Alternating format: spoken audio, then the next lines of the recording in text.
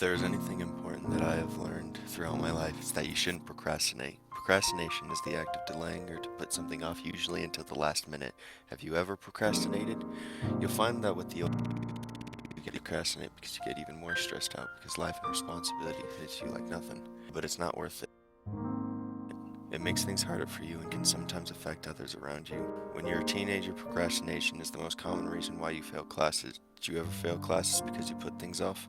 It was the reason why I failed freshman and sophomore year, and the reason why I have to record this.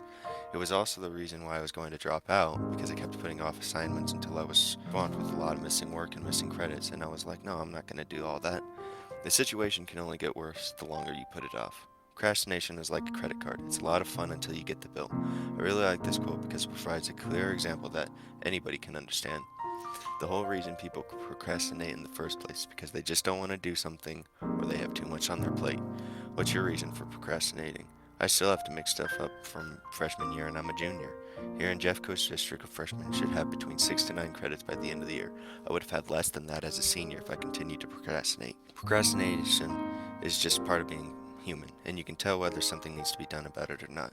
But sometimes it can be appropriate to procrastinate, like procrastinating on doing errands so you can focus on a more important task. I know a couple of people who procrastinate like that and it works out for them. Do you do that too? For me, though, it doesn't. I procrastinate about all the big things like my education and other things because sometimes I feel like I'm not ready for it. Have you ever felt like you weren't ready for something and so you put it off? A lot of people have been there before, and that's a good thing. It can be a positive reinforcement to know that you're not the only one procrastinating on something.